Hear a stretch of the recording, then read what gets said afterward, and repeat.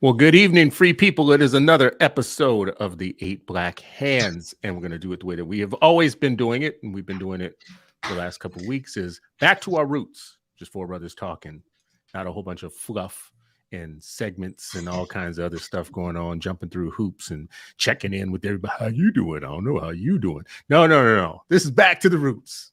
I will start by saying, how are y'all doing? But this ain't for some big kind of like don't get so crazy and deep like we do all the time. So I said all that just to say, how you doing? Check in. How you doing? Check in to say, let's check in. How y'all doing? How y'all doing? Y'all sane as black men in this world? Did you have a week where we checked in last week, so we know how everybody was feeling? So between then and now, has anything changed to make you better off or less well? Look, today's the first day of spring. There you go. As Philly tradition, got some water ice, had a good time with some friends. Finally home after some traveling. We are going to find out who our next superintendent is in Philadelphia. So all that. So it's been a very interesting week, to say the least. Sharif, you're not going to, I'm surprised Ray didn't catch this. You're not going to get through this. I caught it. Oh, okay. I was watching it myself. Well, look, in the back, look, my daughters did my hair this morning. She said, I'm giving you pom-poms. Look, I went out today. We went out today. Got water ice, had dinner with a friend. This was all from this morning. And I was like, can I take it out? She's like, were you embarrassed about how I did your hair? I was like, no, I'm not embarrassed at all, honey. Like, whatever, I'm rocking this joint. Hey, I mean, if she really want to do that, they got I'll buy one. They got the heads that you can practice on. Oh, she practiced on her dolls and then me. Like that is the practice. I am the practice. What are you talking I'm just saying, you can get it like a 4C head with 4C hair or something like that, and let her, go crazy with it. Yeah, she's good. Ray is disgusted. he's like, no, he let his daughter do the same thing. She was coloring on his head the other day. He just erases it before he gets on the show. I saw it. You know who you looking like today, right? Hey, dude out here looking like a Florida rapper. He like Tyrone Biggums. He like a crackhead right now, but it's all. He's looking like Kizzy gonna come any second now. He asking me. He about to ask me if he can pump my gas real quick. That's what it looks like. Some bars. That's what it is. I mean, got the grimy look. You know what I'm saying? All right, color purple. So, Charles, how you doing? Right, bro? Unfold your arms, man. Be more receptive. Good, man. Be more receptive. I'm good, man. Same old over here. Trying to stay out these Twitter streets. I know that everybody is up in arms and everything is crazy and all that stuff, man. I'm watching bad TV and enjoying it. I'm watching the stuff around Theranos and the stuff around WeWork, and I'm enjoying the conversation there. So I don't know what y'all arguing about in the education space right now. I'm good. They got a new Thanos, Joy? Theranos. It's the Elizabeth Holmes chick. Bad blood. And actually, she was supposed to be able to take one drop of blood and do all these tests, and it was a fraud. And there's a series, and the series is actually pretty good. But and I just want to say, I haven't watched the series, Charles, but maybe you can confirm the series is straight up about white privilege. Because you have a young person who's uneducated who said, see, what I do is I take this drop of blood and then, I put it through a magic process that I can't tell you what's involved in the process whatsoever. And then it tells you all this stuff. And people are like, yeah, that sounds good. Let me give you millions. I mean, it does. I mean, listen, like I said, I don't get to talk about that.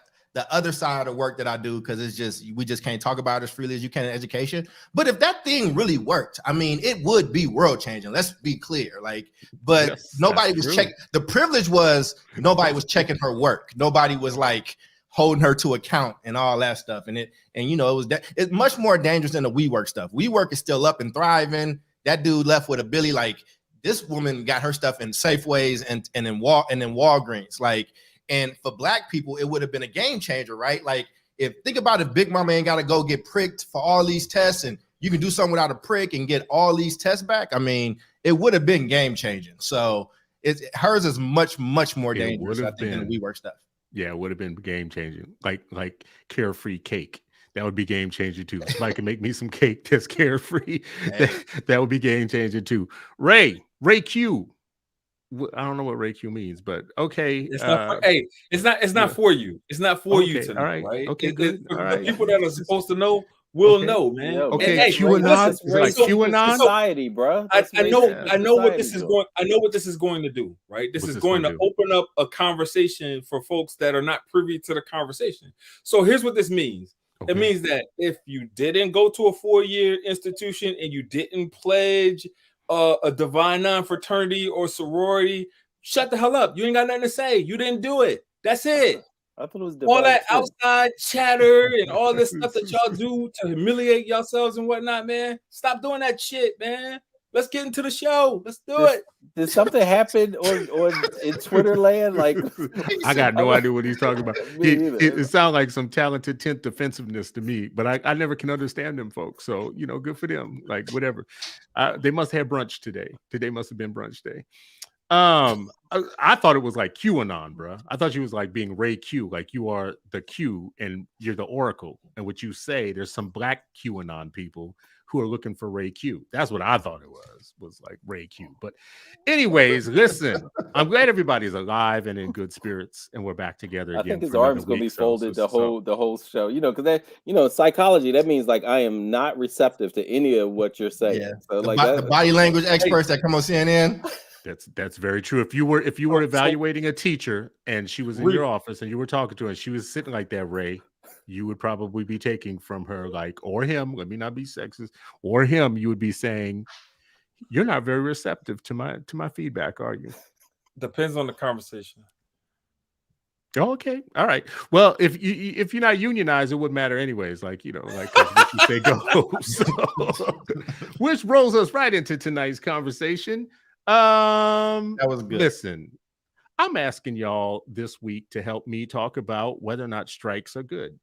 Teacher strikes specifically are good for kids in the end. I think the conventional wisdom is that teachers are fighting for things that are good for kids. You hear teachers say it all the time. They say, listen, a teacher's work environment is a child's learning environment. So anything that we are fighting for ourselves in terms of working conditions, expectations on the job is actually directly good for your kid. So parents, community members, people on podcasts, brothers, everybody else, chill out, because basically they're fighting for our kids. Now, I've seen strikes in Oakland, where you're at, Charles. So you've had some experience with them. Definitely had a chance to see some in Philly. I think when I met you, Sharif, there was the threat of a strike. I came in the middle of some big teacher uprising. I'll just put it that way, in Philly. Ray, I don't know if you have like been in the middle of any of them in any of your, like where you're at or whatnot, but we have all at least, from a distance or at least been involved to some extent in seeing how the strikes play out. And I think we've had two sets of eyes, the things we hear in public about what's going on with the strike, and then the things that we know behind the scenes are going on with the strike. And those two things always seem to live on two very different planets, right? So I want to talk about this tonight. Before I bring it to Minneapolis, though, I want to see with you all, is there anything wrong with the way that I just framed this discussion? Because one of the frames that I'm using is the way that it looks to the public is not the way that it looks behind the scenes. And I want you to challenge me on that if that's the wrong frame for this discussion. It's what I'm living through, but I don't know if that's what you all have seen where you're at. I don't think you framed it wrong. I think, but given our history and who the show is, who's on the show, I think people are assuming that we're about to just bash teachers unions. I mean, which might happen, but I think but don't take that off the table. But I do think that, and luckily we just did this show on Friday, so I got all my notes still, right? But I think for people out there listening, I do want to start by saying, and I won't speak for the rest of the brothers, but there is a separation between actual teachers and the teachers union. And I don't think that everybody always feels fully represented by said union. And just as a foundation of what you said, Chris, they always bring up racism in charter schools and this, that, and the third. But every time we talk about unions, we so conveniently leave out their racist beginnings, so much to the effect that that people were writing in the Atlantic about it over 100 years ago about how racist unions were and trying to address it. And so I don't think you had the wrong setting, but I think it is good to level set with what I just said. Yeah, and I think there's always a dialectic, you know what I mean? Like two truths can be held. I do think that teacher and educator working conditions are closely linked and often inextricably linked to student learning conditions, right? Like we're all learners. Like if it's asbestos, it's asbestos for all. They talking about like all really means all, particularly when there's, dilapidated buildings and rodents and bad air, like that's impacting everyone. And so if, educators are making demands about working conditions that are tied to that, then absolutely, like it is directly directly linked, and a win there would be a win for all. I don't know, I wouldn't use that for a 100% piece. So I mean, your framing, I think, is I would add a little a pinch of nuance to it. A pinch of nuance. Yeah, a pinch of nuance. That sounds like a club from back in the day. Where you going tonight, bro? I'm going to a pinch of nuance. Yeah. Ray don't like that either. Go ahead. You didn't disavow, so what you think? How's the framing? So there's I love the framing, right? Like I feel like we need to get down to the nitty gritty in terms of like what the psyche is for folks that strike, especially when we think about. When I think about striking from being on both sides of the table with hearing what happens behind doors in terms of negotiations, and then what happens, from the teacher level in terms of you were in a strike before, or you mean almost in Baltimore City, almost. Okay. But from what I've seen, it's pretty hilarious because especially in those districts where the strike comes first, right? Like we ain't even talk yet. We ain't even have any kind of negotiations, and the first thing that you do is strike. I'm from the school of thought that like the strike is the last option. That's the last option that you put on the table. It's not. Right. It's never the first option, right? But then when you look at you look at Chicago's striking all the time. It has to be the first option because it's like, are we as humans talking about what's going on in terms of doing what's in the best interest of kids? I feel like if the focus is what's in the best interest of kids, then there shouldn't ever be a strike, because I don't see how you being out of work, especially in some of these environments that would have kids out taking straight bullets, not being safe in schools, would be helpful to kids. That's just me. Man, well, if you went on strike, I would have been a scab teacher. I'd be like, hey, don't worry about it. Here I come. I'm coming in. But I'm going to come back to this word scab too. I'm going to come back to this word scab. So let me just put a pin in that because I want that word. Don't let me forget this. Charles, go ahead, bro. No, I was going to say the first ever Energy Converters report was covering the Oakland strike, which was the second largest in Oakland's history. The first largest being when I was a student at Westlake Junior High School, now Westlake Middle School. And I remember going in school and watching the scab teachers and us students, we got booed going in. And I thought that was crazy. You know what I'm saying? So even then, but even if you read our report, we just go really factual with some of the data that you're going to show now. And I never told my students how to feel about that strike. I let their blogs and their thoughts fly. And then when we told them what might happen and it played out a certain type of way, and they saw that they weren't the actual priority. It was tactics to get more money and to get more things for teachers. That second hand or third hand will then benefit students. I think some of our students had a different take on that piece. And my students, the tragedy was many of my students said that was the best teaching they had ever received. And it wasn't about their subject. It was when teachers were going on strike and wanted to build, have people in their corner. And they said, my teacher never looked at me like that, never talked to me like that, never engaged me in that same way. And I felt like I was a part of something. And then for it to end the way it ended, let me know that a lot of times this is not about students. Yeah.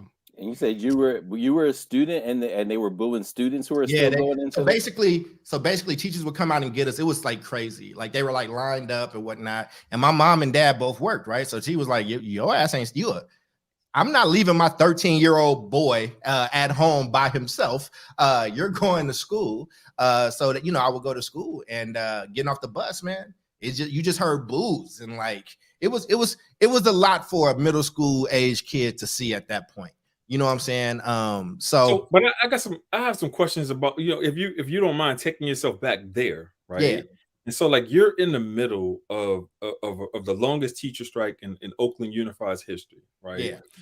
You did nothing wrong, right? You did nothing to be brought into this situation that you're brought into. Like, how did you feel as a student for those folks that were your teachers that were outside like booing you? Like, how did you feel? Oh, let me tell you, right? So what then happened was a teacher that I did know pulled us to the side or whatever and just, talked to us, gave us some game about what was happening and the injustices. And I liked this teacher, and this teacher talked to me like a man, right? So and he said I didn't have to go to school. So me and my friends would just cut and go to Mosswood Park and play basketball and chase girls and not get in trouble. Like we could show up in the morning, get dropped off, and then I would just leave because no learning was happening. And my teacher said it was okay. So if the teacher said, so I had a cover.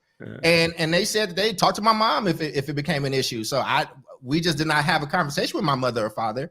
And I just went and played basketball every day for however many weeks it lasted. That's as a student, I never felt I felt like, Mr. So-and-so ain't never talked to me like that before. Or I feel like a peer, like an equal. Like hey man, fight the power. Get that evil district. That's how I felt. The funny, and I was hoping that you were going to say the total opposite. I was hoping that you were going to, like, Square Charles was going to come out and you were going to be like, I went to class and the teacher was different. No. I mean, like, so it was weeks, bro. It wasn't like a few days. It was like, I went for the first few, like, I would say the first week, but nothing was happening. Like nothing. No teaching was happening. I mean, no. It was like watch a movie, put your head down. Like there was nothing was happening. And then this person that I know and respect, like, you know what I'm saying? He was like, you can go do it. All right. Hey, I can leave. Hey, bro, you say less. I'm about to go play ball with my people. So I think, Chris, that's the problem. That's the problem that I have with districts that know that a strike is inevitable, right? Like if you know that a strike is going to happen, then there's certain things that you need to plan in order to make sure that your kids have what they need, right? And so if that means that you need to come in with leaders and combine classes to make sure instruction is still occurring, because at the end of the day, just because teachers are on strike, that doesn't mean that learning shouldn't happen for students. And so I look weary. I always look down upon districts that don't have a plan, because it's not like you don't know that it's happening. I mean, that's a good jumping off point for Minneapolis. So right now, Minneapolis public school teachers are on strike. It's day 9. So tomorrow will be the 9th day. Minneapolis public school students aren't going to school tomorrow because their teachers are striking and have walked out on them. Minneapolis public schools is a capital of bad student achievement, period. It is a rich, wealthy district in some ways, meaning it's a city that doesn't have the type of poverty that other cities has poverty, but it's not like other places. And they've got schools with all these kind of resources and they don't even know it in comparison. You all know how much I travel. I go so many places that would love to have Minneapolis's resources of what they've got going on in their schools. And yet they find a way to always shortchange kids of color and keep the achievement gap like thing real. But let me just set the tone for you. What's being said nationally and what's being said locally about the teacher strike is that they are striking for the schools that our kids deserve. And to them, that means they want better paid teachers, smaller class sizes, more nurses, and more staff members for their union, basically. And without that, they can't possibly do anything other than strike now, because it's just immoral to not have that. And they must strike right now, right? The problem is here's where you start getting into a problem. The kids were already very behind because of the pandemic. No matter what, it's not like we haven't just had two plus years of kind of a catastrophe in terms of the type of instruction that kids are getting. It was already bad before the pandemic started. So before the pandemic started, we had a nation-leading gap in achievement for our African-American and students of color in Minneapolis. It was a nation-leading gap, right? We're getting our clock cleaned by states that are very poor and have lots of other stuff going on. That was before the pandemic. Then the pandemic hit, and all the stuff that happens when you have the flu and then you go to pneumonia just got even worse. So the bad achievement, the terrible literacy program, the terrible kind of mathematics outcomes, all the stuff that you would normally be watching, they couldn't have found a way to do that even worse than they were doing. And then the pandemic hit, and now we're even further behind. So here's one thing I would say right away. Teachers like to always talk about how we don't treat them like doctors and treat them like others. But doctors have this oath called first do no harm, right? No matter what you do, don't harm the patient in the course of doing whatever it is you have to do. So if you have salary disputes with your employer, shouldn't you be saying, listen, our students, the schools our students deserve, we don't need the schools our students deserve. We need the teachers that our students deserve. And the teachers that our students deserve are ones that don't walk out when they're already desperately in need and critical learning time. They need every moment that they could possibly be getting right now in terms of learning time. And the teachers have walked out on them. Now, what's happening is very predictable, and you all, I'll show you a few things. You tell me if this is the way it's been when you've seen other places. Before you show us a couple of things, leave the screen on, Chris. I just got some clarifying questions. Well, I'm not done yet, though. Let me just say another point. Go ahead. The public is not going to challenge anything I just said with the teachers at all, because they suck it up like Kool-Aid. So all the narrative that I just put out there, we're fighting for the schools our kids deserve. We're underpaid and overworked. We're such, kind of like martyrs in what we do and all that. Public's not at all critical about it. They don't even challenge it whatsoever. They all put up a whole bunch of things on their Facebook, kind of things I stand with educators or whatnot, completely uncritical about it. The majority of teachers in Minneapolis don't live in Minneapolis. They drive in from the suburbs every day. The majority are white women in a school district that is a majority of color, of kids who aren't on track to live in the suburbs or be middle class or be college educated like these teachers that are walking out on them right now. So get your mind around a mostly suburban white woman teaching force who drives in every day to get a paycheck, walking out on students who desperately need learning time so that they can stay on track to one day maybe live in the goddamn suburbs, right? That's what we've got going on. And who does the public and the media and everybody else side with? Not the kids. They side with the white women walking out on them, right? And so ask me the clarifying question, and I can just show you kind of a brutally honest kind of mathematic project. Yeah, I think you answered my clarifying question by explaining to the audience the makeup of the teachers. And then the majority white, majority suburban, majority women, majority. Let me just say this: majority white women living in the suburbs who are taking their paycheck home to districts where their kids' learning is not being interrupted because their neighbors wouldn't put up with the crap that they're doing to the urban kids. Their neighbors wouldn't put up with teachers just walking out on their kids and interrupting their learning time. That's only stuff you can do to the Negroes in the city when you have a Negro job. Right. So let me be brutally honest right now and say, here's the bottom line. Everything that they're talking about, the district is on the verge of bankruptcy right now. They have a like $70 to $100 million deficit that they've got to figure out how they're going to cover. They're going to cover most of it by putting their one-time federal money to cover some of it. And they're still going to be in the hole. COVID funds, and they're still going to be they're still going to be in the hole.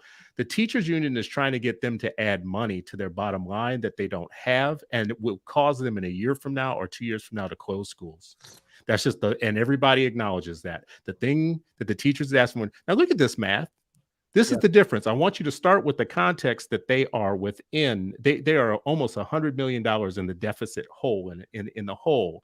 The proposal that the district is proposing is a total of $21 or $22 million for the first year and $23 million for the second year. That's what the district is proposing, and they can't afford that. What the teachers are proposing is $80 million. It will cost $80 million to give them what they want for the first year and $178 million for the second year. That's what the teachers are out striking, demanding that the district isn't giving them, right? I'm not getting my pony. The public doesn't know that what the teachers are asking for is basically to bankrupt the district. And the reason that they're doing it is because they believe if they put the district on the hook for it and the district goes broke, that the state will step in and pay the difference. And the state is sending them signals like, you tripping. You are tripping. There's no way in hell that you're going to put the district, you're going to bankrupt the district and expect that the state is going to come in. But that's what's being negotiated. But it's happened. And the public doesn't know it. It's not going to happen in Minnesota, though. That's the whole thing. There's precedence of it happening, though, is what I'm saying. Like, there is precedence. That's why they do this type of national stuff. They look to Chicago and they looked to other places. They didn't checked in with other places. In Minnesota, and we have a surplus right now, they're basically saying, if we bankrupt the district on purpose and we use the kids as human shields, the state will cover it. No problem. The last thing I'm going to show you before I move on, just two quick things. This is the average teacher salary in Minneapolis is $71,000, right? That's the average salary, teaching salary in Minneapolis is $71,000, right? The district wanted a proposal to protect the Black teachers, which are only like 2 or 3% of the district teachers. And the teachers union is out telling the public that they're fighting for teachers of color. But when the district wanted a district-wide protection from seniority order firings and layoffs, which are about to happen and going to happen, the white district looked them in, or the white teachers union looked them in the face and said, yeah, well, when we said we wanted to protect teachers of color, we didn't mean that. We didn't mean literally protecting teachers of color from the layoffs that are about to happen. And those are your lowest paid teachers. Those are the ones who actually are not making the $71,000. It's your white teachers that are making the $71,000 because they have all this seniority, which, by the way, $71,000 is not a poverty wage, right? So the last thing I want to say, all this underpaid stuff or whatnot, the last thing, this is the type of stuff teachers union does. Students came and did a sit-in at the district, which is in the blacker part of town, the less white part of town. It's the first time some of these students ever seen that part of town, right? Students sit in, it makes the newspaper, they blah, blah, blah, blah. If I zoomed in on this picture, there ain't a Black student to be had on here.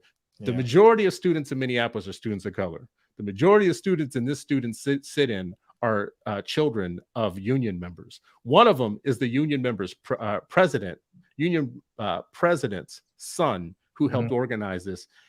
They should be ashamed of themselves using kids like Equity Human Shields to go in another part of town and say, we support our teachers and give them whatever they want, when there's kids a block away from where this student sit-in was happening that are losing valuable learning time. So this is all I'm going to say about it. I feel like I said too much, but you're good. I mean, I would just say though, children are ammo, and let's be clear, like that ain't cool right there. But both sides do it, right? Like I've seen it happen. Like children are always like the emotional ammo. Like I get your point that most of those kids are union kids, but in Oakland, it's not union people's kids, right? It's like those kids feel like they're part of something because the people that listen, for the most part, kids love their teachers. And when you show me a different type of like respect and all that stuff, and like, oh, you got a cause and you saying this for me, and I get to be a part of something. I just read about Rosa Parks. I just read about, Martin Luther King Jr. I want to be a part of that. I want to be down with you. And there's how many, 8 hours a day you have union representatives talking directly to young people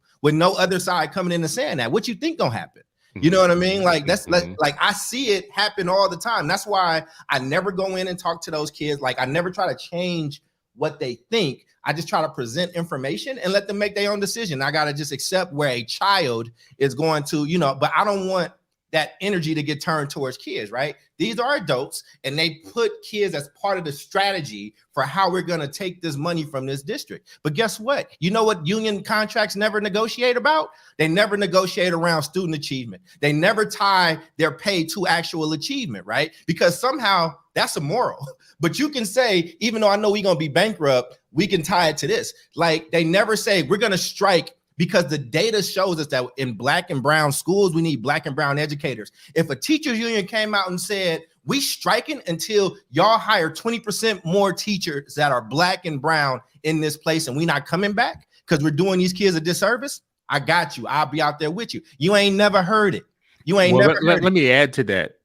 Just a little bit, because in 2005 there was a layoff in Minneapolis, and that layoff lost the district 50% of its black teachers. It only had a few black teachers anyways in terms of percentage. It didn't have a ton of black teachers, but the ones that they had were deeply needed, and they lost 50% of them in the layoffs because of seniority order layoffs. When they went to try and get protection for those teachers, the teachers were willing to negotiate all kinds of other, like they were willing to negotiate more white schools saving their French teacher because that French teacher was very popular. They weren't willing to negotiate things that would have made a black teacher get out of seniority order, get to stay in the school where the kids desperately need them. And guess what? So many of our black teachers ended up in the suburbs, teaching in the suburbs, where most of our white teachers live, by the way.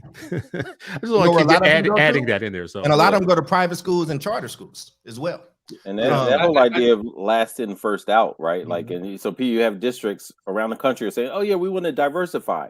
And so now they're doing this, extra effort to recruit, but then they also have in place last in, first out when we got to cut somebody. So yeah, you did this recruitment and then they're going to get laid off right after that is, like that's a continuation of the problem. And there are a lot of districts that vehemently fight against, ending last in, first out instead of doing it some kind of like, hey, who's most effective?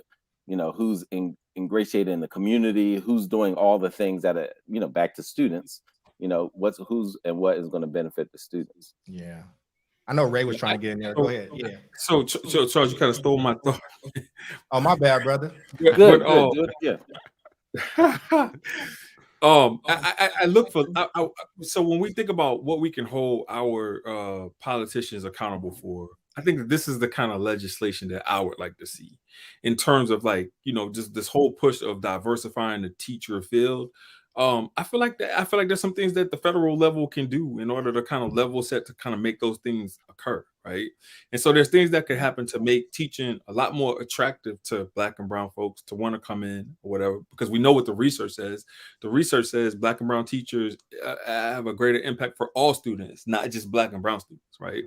And so thinking about this from the angle of if we have the teaching profession, that's about 80 to 85% white, right? And then we have the students that represent over 50% of students nationally are students of color. It's like, I want that ratio to kind of, I want a school's ratio to mimic the population of the school, if that makes sense. So like if we're in a community where it's 100% Black and brown students, but then it's 90% of teachers that identify as white, I don't see how that's helping our community. I don't see how like the money is that's being made in that community or being poured back into that community, and that funnel of financial literacy and all the things that we can do in order to kind of help that community build are not there. And so there's some things that we need to do on our end in terms of like folks that are in positions like me that can hire Black and brown teachers. I just need them to come through the door. I mean, I'll do it. I'm ready. You know what? I need to steal your idea though and build on it, because when you said our legislators need to get involved or whatnot, first of all, our legislators in Minnesota are all chicken shit. None of them are going to mess with the union. All of them are coming out. Where they get their money from? Right. They're all coming out to the unions, getting on the microphone saying, I stand with teachers, I stand with teachers. And the kids are like, we can't read. We can't read. Right. So listen, this is the law that the kids not saying that, Chris. You know why? No, the kids are saying those scores don't matter. Those scores don't matter. You're oppressed. No, I'm just saying. And our kids are literally saying that our kids are literally saying here, different than other places, they don't know why they're not in school. They don't know they're already they're behind on assignments. Like they have assignments that they're behind on, like large numbers of assignments, and they know that they're like facing a lot of stress right now, academic stress, and some of them are trying to go to college next year or the year after, right? Like so all these like shiny white kids who can get tutors coming over and doing a sit-in or whatnot in a neighborhood where the other kids are like walking around. One just got shot recently, right? Like they know that they're not in school, right? But let me say this, we need brave legislators to take strikes off the table. You don't get to walk out on children who are already far behind as a salary raising strategy, because you're going to keep using it all the time. Why should it used to be illegal for teachers to strike. Why should teachers be allowed to strike now? It doesn't make any sense whatsoever. You don't want to teach? You feel like the salary's that bad? I agree with you. Get out the job. But you cannot be driving in from the suburbs to teach other people's children. And when you don't get something that you don't want, something that would bankrupt the district, the thing that you know you can do is say, I will hurt the children so that you give me what I want. That's like some Batman Joker level stuff right there. I will hurt the children on purpose so that you give me some dollars on my salary schedule, and then all will be good. We have to take it off the table that, listen, there could be a lot of ways for you to negotiate, but there's one of them that you should never be able to have it at your disposal, which is you put kids behind who are already behind. You put them further behind. Why should that even be legal? I mean, look, people got their right to unions, man. And I think that part right of it to union, but not a right to strike necessarily. Walk out without getting replaced. That's what comes with unions. And I think, so one, I think we have to lay some facts out for people, Chris. And Josh, I've queued up a few things in the messages for you to post. One is everybody don't understand what unions do. Everybody don't understand what a role of a union is. A union's job is to protect the entity that is a member of that entity, not anything else, right? So one of my best friends was a vice president of the NBA, a paying member. Was one, he was a vice president of NBA's Player Association. Their job wasn't to look out for fans. It wasn't to look out for ownership. Their job was to look out for players and to negotiate the best they could for players. With teachers unions, I think a lot of people inherently think that their role is to safeguard children because they're teachers, but that's not the role of the teachers union. It's to safeguard their teachers. So when we started doing this show, remember when Chris used to come on and show these videos of like a teacher being accused of sexual abuse, and then they got the union rep on tape saying, don't say nothing. Like, even if you did it, don't say nothing. That's one. Two, Booker T. Washington did a full breakdown of like the sheer racism of unions. And we'll put that link in there for you to read it for yourself. But read it for yourself. Scroll up a little bit. Just so this came out, the things that this man is talking about in 1930 something. I can't see it because it's right there, whatever. 1913. In 1913 is still stuff that's happening today. This was 2 years before Booker T. Washington died. Like he was still like, yo, my people can't get the things that they need. So I just wanted people to like understand what a role of a union is. The union's job ain't to look out for the district. It ain't to look out for your kids. It ain't to make sure that the district don't go bankrupt, right? They showing up to negotiate. And oh yeah, and if I asked you, gentlemen, what's the strongest union in the country, what would you say? According to Yahoo Business, it is the NEA is the number one, is the biggest, been voted the strongest union in the country. So here's the thing. If the NEA wanted to, they could give all these teachers the raises that they want. If the union really cared about these wages and all that stuff, that's why you make some of these funds, right? So we're gonna pay our people when they got a strike and all that stuff, right? So I'm just saying, you should ask. They keep acting like they. And I don't think y'all heard me when I said earlier, when they make 71 on average in Minneapolis, 71. That's an average. That's an average, and that's for 9 months, and that doesn't include benefits. I mean, look, that doesn't include their health, all the other stuff going on right now. There are schools in Minneapolis where the teachers are like at 85, 90, right, in salary. Right. This isn't your little podunk town somewhere where all the teachers are making 31. Right. Yeah, I actually think if you're a good teacher, you deserve to get paid, right? I don't even want to get into that 100%. 100%. I don't even want to get into that muck, right? Absolutely. But here's the other thing, y'all. You know what else gets negotiated in union rights? The ability to give you assessment on your teaching. Like there have been agreements that say a principal can't step into their teacher's room in the first 3 weeks of school. I'm sorry, what? You're wild. Oh, I didn't even tell you the origin story of our union president. Our union president became president because she got mad from an evaluation. She got mad because somebody came and visited her classroom, and she came to the school board and made herself famous by giving this impassioned, my students, my babies, they were traumatized by having some stranger stand in the room to dare to judge my blah, blah, blah. Now, listen, the school that she was teaching at, I swear I could pull it up for y'all. There was an article in the paper that said Minneapolis poor students get the worst teachers. That was the headline of the damn article. And the school where she was working was the worst of all the schools in the district. It had 100% of the worst rated teachers in one school, and she was one of them. Today, she is the president of the union. She's the union president. This isn't about uplifting the profession. This isn't like the meritocracy of the profession. Because what you just said, Charles, is true. Everybody in Minneapolis would pay it. Good teachers, great teachers, whatever they wanted.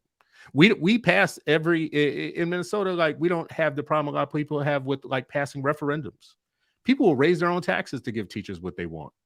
But right now they're asking, and they should if it's good. But it's y'all should pull up and take a look at the outcomes, right? It's crazy, yo. If the outcomes are just terrible, and this isn't a bad salary. Like, listen, they're taking that money home to their districts, their home districts, and their suburbs, and they're living good off of that money. Or their private school or wherever. And when I tell y'all that like black children are the new cotton, this is exactly what I mean. They come in and harvest these kids. They don't have to teach them. They don't have to have any good outcomes. They don't have to do anything they don't want to do with the kids. They get the paycheck no matter what. They got the pension that's building up, and their own kids are in safe harbor. Their own kids are in the suburbs at better districts where parents don't put up with the type of stuff that we put up with. Chris, Chris, we know that the black and brown kids are not performing at grade level and can barely read. How are the white kids performing? How are the Asian kids performing? Because that tells the story for me in terms of like what types of schools people have, what kind of parent involvement may be present, and then what kind of barriers schools may be having in terms of allowing families to be engaged. So like, what's that breakdown like? I feel like it's like Oakland, is like Philly, is like where you're at. Like I would tell you that story and you would shake your head and be like, yeah, I've seen that before. Because there's an island of a few white schools that both employees of the district, when they do go to Minneapolis public schools, there's a handful of schools that they want to go to, just a couple, and they use their staffing privilege to be able to get their kids into the better schools. And there's only a handful where white parents, if they don't get into these handful of schools, they leave the district. They go somewhere else. They either move to the suburbs or they go to private or they do something else. They find a way to go across district lines. We have open enrollment here too. So there's like, gifted and talented programs just across the border that have been set up specifically for white families that want to get out of Minneapolis, right? So that's what we got going on. I mean, I got a scientific answer for you too, right? I mean, it's in my research, right? Like one, when y'all are looking at this, look at the city demographics and then look at district demographics. So there are a lot of cities, like there's one mid-major city in the Midwest, I won't say its name, but they have a 40% white like population.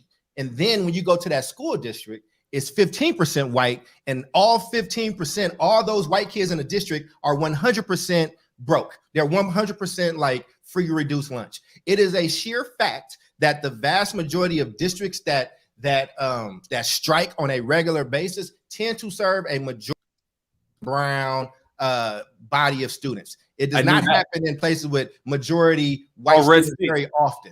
Or red states. Right. It doesn't happen in that way very, very often. So, so you have to ask yourself this question, right? Like if people love public schools so much in the district and all this stuff, and these white people tend to be the ones that are super liberal, super telling you this, that, and the third, unionized, blah, blah, blah, then why they not putting their own kids in that, right? But they'll yell at black parents when they exercise their level of choice. So this is just facts. This is not even me with like opinions. Yeah. I've shown y'all the data, right? Where it's like, how are you a 40% white city with kids that fit that bill, but only 15% of those kids go to those schools and all of them get free and reduced lunch? So you got to start asking these questions, man. Like, I think we should stop depending on people. Like Sharif does an amazing job. A bunch of black people doing amazing jobs getting teachers and principals and all that stuff higher, man. I think we should start saying that the union should be leading the charge to get more black and brown educators. They are the union. Teachers' interest and the interest of teaching kids is their business. So I think we should put more pressure on the unions, not just the district. Nah, let's do it on the unions. If they want to start certifying teachers, if they you know what, you said it earlier, Charles, though. I'm going to say this is a kind of hot take. And Sharif, you jump in here, but you said earlier that a union's job is to protect members, and Sharif said dues pay members. But I'm going to be very honest with you. I don't think that they specialize in good teachers. No, I think actually they specialize in bad teachers. So even if you're telling them to go find the type of black folks and people of color that we should have in our schools, makes me feel like that's kind of like telling McDonald's they should go out and get us health food.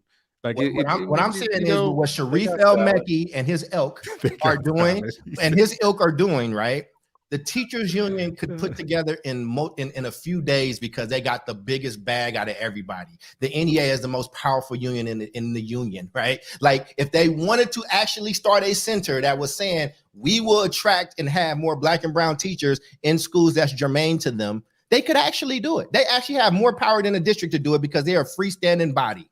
They are not, they're not held together by charter, by law. They're not held together by mandates of the state, of the city. They can actually do that if they wanted to. So I appreciate David to the union's Goliath trying to fix an issue that they can solve if they chose to, but they won't, because if you go to that Booker T. Washington piece, unions were not built to protect your Black ass. It wasn't built to protect your brown ass. It was built to protect white people and to not actually just protect their jobs, but in the beginning was to keep Black and brown people out of those jobs. That's the origin of seniority. Everything that you just said is 100% true, but I'm gonna disavow anyway because I work with white. You're not gonna disavow. You're not gonna do that. But to your point though, Charles, man, if you look at like the largest strikes for the last couple of years, you look at the Arizona statewide strike, which I think more Phoenix when I think Arizona because they're now tilting blue. Then you think about LA Unified 2019, you think about Oakland 2019, you think about Colorado statewide, which makes me think about Denver, which leans blue. And then you think about Chicago public schools every other fucking month striking. They're all blue leaning, progressively Democrat cities and states, right? And so that shit don't happen in red states. And there's a reason why it doesn't happen in red states, because these white folks are not going to allow you to do that. Well, what you just said though, Well, Arizona's red. Arizona's not red. Arizona leans blue. They were tossed those up. Places are right to work too, and they got a whole lot of. I think a part of like that has to be a part of this conversation as well is good faith by district leaders and politicians and policymakers, right? Like often, I think, and I'm agreeing with a whole lot of what you all are saying. And do we think for a second, if it was 80% men in the teaching profession, that they would even have to strike? If it was 80% white men in this profession, would they even have to strike? I think so. They would. I think so. I think so. White men aren't there. I think the whole arc of teaching and the teaching wars and all that kind of stuff, I think it would be colored very, very differently. And I'm not saying like I'm pro strike, like, and it's usually when we're talking about strike, I'm reading about it because I was I think the last strike in Philly was in maybe 1980. So like, usually I'm reading about it and I'm super far away from it. And, for me, it's more of a historical, connection, the curiosity of like, why this, why that kind of thing.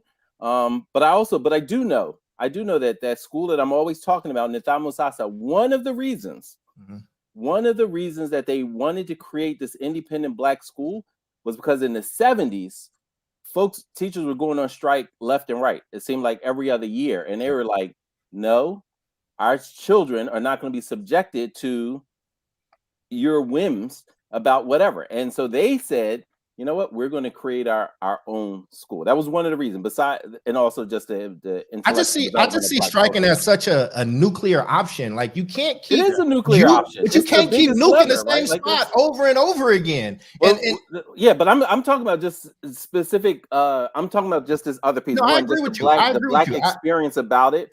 But when I also think about strikes, I think about Brownsville, and to me, that is a huge part of like what happens when people do go on strike and then communities rally around children and say, you know what, this learning is going to continue. Oh, absolutely. Right? I wasn't disagreeing with you. What would happen if that happens now in Minneapolis, right? And I wasn't disagreeing with you. I was more so agreeing with Ray's initial point around that you can't just go straight to the nuclear option. Yeah, I'm just I agree with other parts of the things that we're talking about. I agree with you. Yeah, these aren't like pro or con. I'm just saying like adding this. And the other piece that I think about a whole lot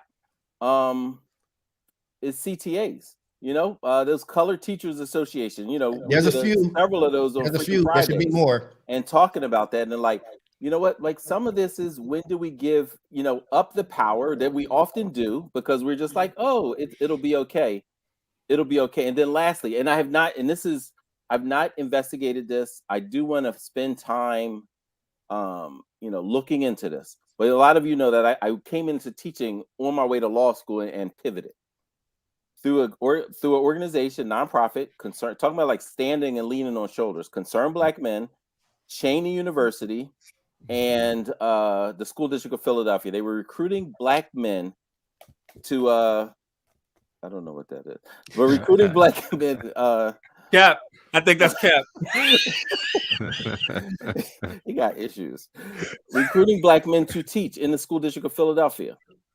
It didn't continue. Now, what I was told by multiple independent people was that the union went to court and stopped it because you're doing a program that benefits Black men. Now, mind you, it was only a few of us in the district. Now, I want to find time to research it and find out if that was true. If the Philadelphia Federation of Teachers went to court to get an injunction against this program that was recruited, because y'all earlier were talking about like, oh, this whole recruitment thing.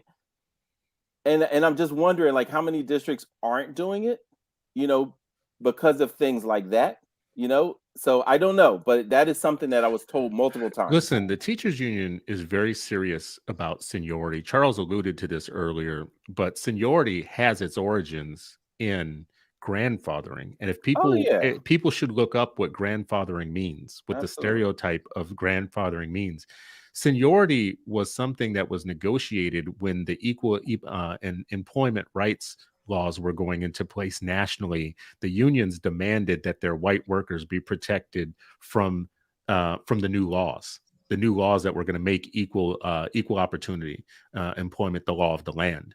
And seniority was the safeguard to make sure what white workers kept their roles and their positions and their advanced position. And grandfathering comes out of the same thing. Grandfathering was if your grandfather could vote, then you could vote. And that was a way to keep Black voters from voting because their grandfathers had been in slavery. They couldn't vote. So this is embedded in the teachers' DNA. And we don't talk it. We're not honest about these things. DNA. The teacher union DNA. But the teachers, listen. I mean, y'all can keep trying to divide those things if you want to, but I think it is. There's not a single teacher in Minneapolis right now that isn't out there like pumping their fists for more money. And like, listen, you just mentioned something, Sharif. I want to knock this myth out the way. If it was all white men, would they even be needing to strike? Blah, blah, blah, blah, blah, blah, blah. Yes, they would. We pay police officers the same crappy wage that we pay teachers. Teachers and police officers should be married to each other because they got very similar things. Police officers make significantly more, bro. Significantly more. The average police officer pay is the same as the average teacher. Right, you can start being a police officer in Oakland at 6 figures damn near. You can start in Oakland doing that. You can't start in doing that in 3 suburbs away from Oakland doing that. Or maybe you can in California. I know in Minnesota, Minnesota, you got one game in town, and if you don't get hired in that thing, you're in a podunk. And then podunks aren't getting paid like what big cities are paying their police officers. That the average police officer salary is $54,000. That's the average national average of police officers. And they're not looking for the best and the brightest. And this is without OT. This is without any of that stuff. Well, I mean, like, listen, teachers have other ways. Teachers have other ways to beef up their salary because teachers work 9 months. Yeah. Right. So police officers and teachers, work in fields that society doesn't value either. Society doesn't value either. Let's just be real. I thought the example I thought you were going to use, like Appalachia is a good example though, right? Like coal miners, right? Like, so living in Kentucky, you hear about all that. I mean, them white folks was dying. Like, so what the unions were doing there was actually really important because they were trying to save lives. You know what I'm saying? Like when I was in college, I went to a California liberal arts. I went to Cal State Hayward. I led a walkout. So when I graduated with my poli-sci degree, there was an internship waiting for me with unions, like to learn how to be like a union guy. They will send you to places across the world, right? Where coffee growers and stuff, where stuff is happening. Like, let's be very real, right? Unions are needed in a lot of places. They were slaughtering people over coffee beans. Like California, you got Cesar Chavez and the Black Panther Party working together, but the difference in how they unionized and did that work, and it was just Chavez that was building the unions. that they had people at the heart of what they were doing. They had it was different. You know what I'm saying? I think this stuff is not in the same vein as that stuff. And I think that we have to I think that's why we got to separate it. I don't think unions inherently are bad. I think there are some unions and some needs for it. I think that the teachers union calls foul every time there's a phantom touch. And I think that they automatically go to the nuclear option that hurts kids. I think it's really that simple. And people thought that shit was untouchable, but they thought the police union was untouchable too until 2 years ago. So there's an opening. And I think that opening can happen now. And people need to say, yo, our babies come first. What is the entity that's going to come up that has union-like stuff where it is teachers, but it's also parents and it's students, because parents and students don't have an official union. But what if they had a co-op of that and you started with do no harm to children? Let's educate children first. And then we making sure that, yes, and what that means a livable wage, what that means safe conditions. But we are not putting our people out, and we're doing things right for the community, like saying, yo, these Black and brown communities need to see more people that look like them in power. Those things can happen. It's not impossible, but nobody thinks outside the box that way. Yeah. So, and I like the idea of if it's a collective, right? And the organizing and families and students, and not just the way that it's, orchestrated now, but buildings that have asbestos in it. What should we just keep writing letters and saying, hey, we actually want our kids to live a ripe old age. Hey, we want staff to be able to breathe without having dust up their nose. Hey, my kid's locker is full of yellow dust every day. Yeah. At what point, should it just, and this is what I mean, for me, I don't think we can have this conversation without also demanding good faith, respectful, humane, and I also want to push back on the there's no 9-month teachers, bro. There's no such thing as there are. There absolutely are. No. Yeah, I can give you their names. I can literally give you their names. I can literally give you their Facebook and show you where they're at during the summer, so you can look at their Facebook and see where they're at all summer. Wait, but so I've heard this. Oh no, all teachers are all working level multiple systems. Listen, that's a good one. 3 months is a good one. Especially if you live in the suburbs and you're married well.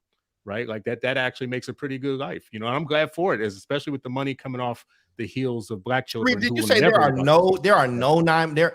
Let's say 10. Are you saying that there are no 10? At least say 10. At least say 10. I mean, just cut off a whole, 22 instructional days. We talk about police officers. We talk about their ability to make money over time, etc. Right? Hey, man, as many Black people they lock up, they got to go to court for each one. They getting paid. Every write up is a check. So Reef, I don't know what's happening right now, but that's what's happening. You hit his button with police officers. You hit his button. It's contrary to the point. Don't get me started. Matter of fact. That's why I said do minors, do coal miners. But go ahead.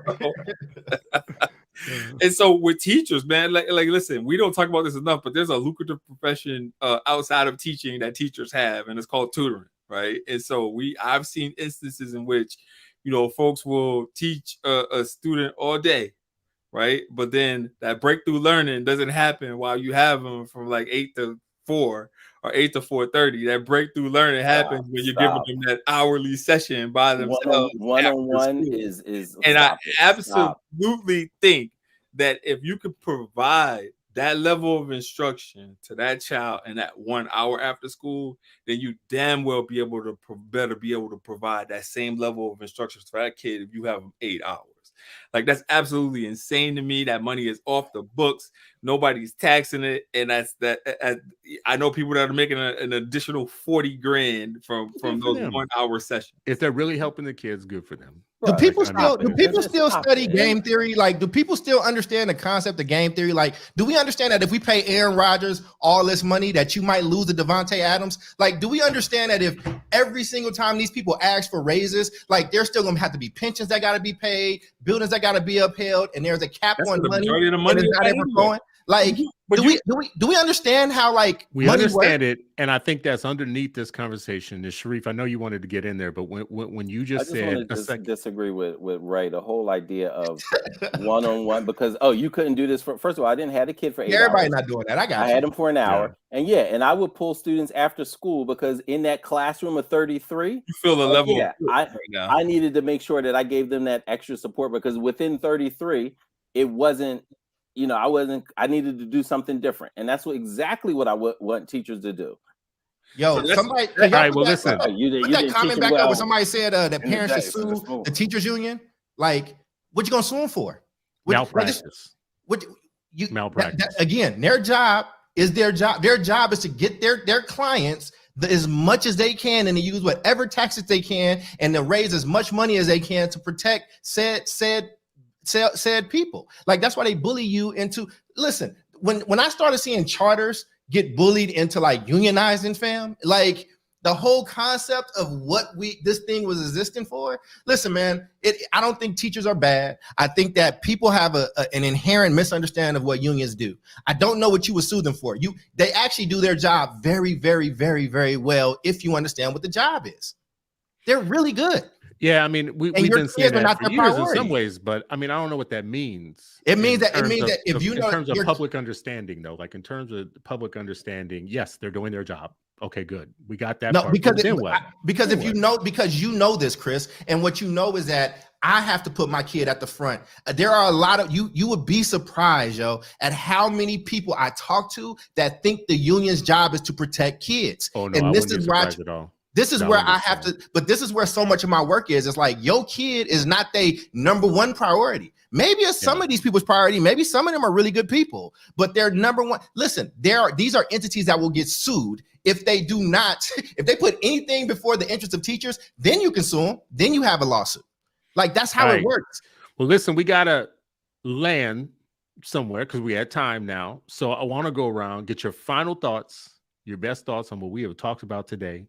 What do you want the public to know and understand about these theater plays that we see? We see this is big theater. If you are a civilian to this education thing, you are seeing this show up in your newspaper, and it's a play. You see all the actors and the words and the rhetoric and all that stuff.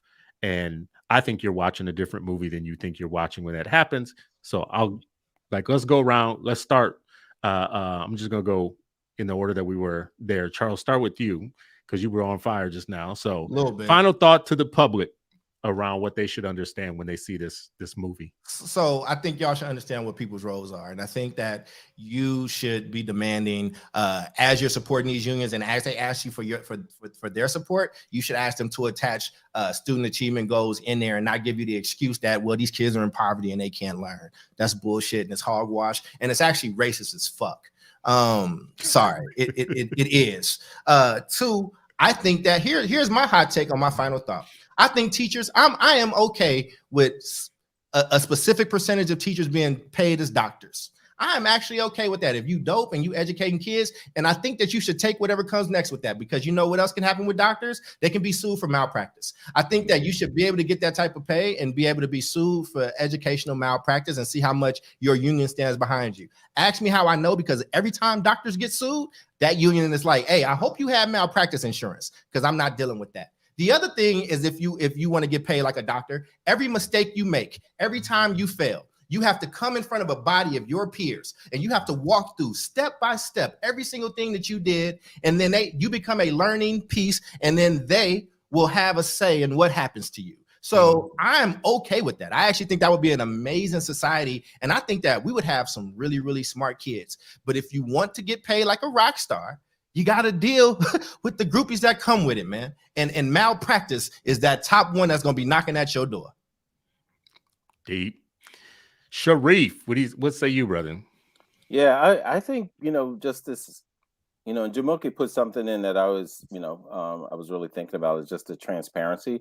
You started the show with, really talking about how there's not the full information that, the public may have, that exactly public negotiations, like, just more transparency. At the end of the day, there's, taxpayer dollars and what's going on. What are the negotiations? And this has actually been brought up on the show before, as far as like what happens at the table, and if the public knew what was being said at the table. That's come up, multiple times in the past. But the other thing I just wanted to really end with is talking about this idea of those, the colored teachers associations, and like what they stood for. was just really, really interesting. And part of what they talked about, their number one thing was improving teaching methods.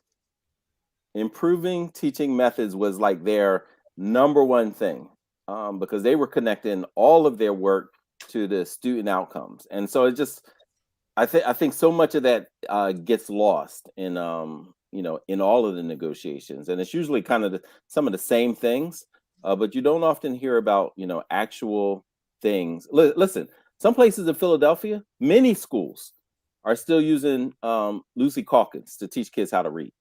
That's crazy. They're still doing that. And then like, oh, they'll be who fine. That is for the lay people, brother. Oh, Lucy Calkins is basically how not to teach your kids how to read. That's great explanation. It's how not to teach kids how to read. That is what they are using in some of these schools, right? And like, to me, like that's a demand like that teachers should be aware of, and many of them don't even know. They think like, oh no, this is good, this is okay. Yeah, I know the kid's not learning, but the parent, that's the parent's fault. The parent ain't been reading to him at paid a lot of money for that program, Reed. Yeah. Well, Philly gave her a lot of money too. Listen. Yeah, that's what I mean. That's why. And we never used the reading, thank God. We used the writing though. We did use the writing at Shoemaker. Yeah. All right. So on to you, Ray Q. All right, cool. Ray Q. So first and foremost, Reef made a statement that I want to disavow from. He said something about getting into law school or going to law school. I think that's cap. Oh, that's easy. That's easy to verify, bro. You could just send me the email. Go spend the time in doing that. You know what I'm saying? All right. So I think that strikes wouldn't occur if we put students first, right? So like if we talk about educators having like a Hippocratic oath in order to do no harm for kids, there's no way that we can be striking if we're trying to not do harm for kids. I think that negotiations should be open to the public, right? So like all those conversations that are happening behind closed doors should be open to the public, so the public can hear that these teachers don't give a shit about your kids. They only care about their kids. They only care about their communities. They only care about their salaries, right? I would be astonished to hear some closed door conversations that were like pro Minneapolis students, because they're not happening. I feel like I would love to see, and this is a pipe dream, I would love to see some kind of collaboration between the unions and school districts in terms of like diversifying the teaching profession. I would love to see that happen. I think so much pressure is put on districts in order to create this diverse utopia for teachers to want to come, for people of color who teach to want to come to those districts. However, if there was some union support behind that, I think it would have more traction and would have more bite. Lastly, second last, I think accountability needs to be in any teacher contract. So if I'm paying you more money, then I should be able to expect more accountability in terms of like how students are going to perform. I think that we need to stop sitting on our hands in terms of like demanding this level of accountability for teachers. If we're going to pay you more money then and not get anything from it, we're getting the same results, then the people that are bargaining that contract aren't bargaining it the correct way. And lastly, I'm just grateful to be here. I started with a bad attitude. Now my arms are no longer crossed. And thank you guys for putting up with my initial attitude. I'm glad we weren't putting up therapy with it. Online. Yeah, we weren't putting up with it. We were in Slack talking about what's wrong with this nigga. He didn't get his yoga this week. Well, here's my final word on it. And we don't hate teachers. Go ahead, Chris. I just want to say that before Chris goes. We do not hate teachers. Do not misinterpret what Chris Stewart is about to say. Don't put words in my mouth. A healthy hate for Chris. You better say that for yourself. Don't put words I'm in a my teacher. mouth. I'm a teacher. I don't hate me. I do not hate teachers. I do not hate anybody. There you this go. Is what I expect. I expect public accountability, period. We have 8 million Black children. We say it on the show all the time. That's our focus. Our focus is that's 8 million stories that are about to go wrong. That's 8 million stories walking in classrooms every day. Very expensive classrooms. Like each one of those, do the math. You go ahead and count up the head count in each one of those classrooms and then find out what that classroom is worth. And then ask yourself if the price for that classroom is worth the outcomes that are coming out of that in terms of human misery, in terms of the ability for people to leave 12th grade capable of doing something in the American mainstream that helps them to be successful? And why do they have these professionals who are lording over their childhood years and not helping them reach their highest potential is something we should all think about. I think every city needs action teams from the public who get involved in the contracting process, who see it as their business. Every time it comes to be contract time, we have a small group of probably 15 to 35 people that work as a steering group for the community to understand the contract and understand what's being talked about and to be in those meetings. I will tell you that it should be a long-term commitment, because maybe 10 years ago, I started something called the Contract for Student Achievement. And it was an action team of young folks or of people just in general who started going to the negotiations for the first time they had ever seen anybody come to them. They weren't even used to people coming to see what was being talked about. And the things that were said in those rooms made people's jaws fall down, right? Like we were like, we can't believe this is just how y'all talk about our kids, straight up. What happened over time is the union adapted and started running their own kind of public mediation sessions and meetings so the public could see, and bringing their own approved public members of the public. So when I say action teams, they have to be independent, 100% independent of the district and the union. Don't be stocking it with a bunch of union people or others to get the result out of it that you want. Second thing that I will say is that teachers unions are a powerful force when they organize for good. So they should be organizing to get asbestos-free buildings and for achievement to go up and for superintendents to get fired who don't understand education. I am with them on that. I will put on their t-shirt and march and walk with them down any street on that if they are fighting for the goods for our kids. The sad reality is the majority of the time they are fighting for financial packages that districts just can't afford, and then they're lying to the public. So I cannot stand lying to the public. I cannot stand it. You are supposed to be educating the public. That's what public education is. If you are miseducating the public about the ins and outs of one of the most major contracts that the taxpayers are on the hook for, you are ruining your own profession at that point and breaking the trust with the community that you're supposed to have. Last thing, you got to take strikes off the table. You have to, especially in at-risk districts where students are already years and years behind. A lot of things are never going to happen. There are a lot of things never going to happen. Freedom from slavery is never going to happen. Emancipation is never going to happen. Voting rights is never going to happen. But you keep fighting for it because you know that voting is important. And you keep fighting for your students not to have educators who walk out on them as a way to get money put on their salary schedule, right? That's the type of stuff you do with kids when you're the Batman, you're Joker in the Batman. You say, I will hurt kids, so you will give me what I want. And that's something we have to take off the table legally. And then, no, it's not going to happen right away. But it is something that we should start holding them to. No, Ray said it early in this show. What's your plan for how our kids are going to learn while you walk out then? Because right now what's happening in Minneapolis is they're having them crowd together in these little hubs where no learning is taking place. And any teacher that goes to try and help them, they're calling scabs and they're blowing them up on social media. So even you're hurting the kids, and even the teachers that want to go and help them, you're actually trying to ruin them on social media just for wanting to help. Can't happen anymore. This has been another episode of the 8 Black Hands. It has been protected by the red, the black, and the green with the key. Anyways, you know, we not say the last part of it anymore because it's 2022. Is that what it is? If you know, you know. If you don't know, you don't know. Anyways, we will be back next week where Sharif El-Mekki will be the host of the show. We appreciate you, as always, sticking with us for an hour or more each week to talk about the education of our kids. We need you in the fight. Form the action teams. Get out there and fight.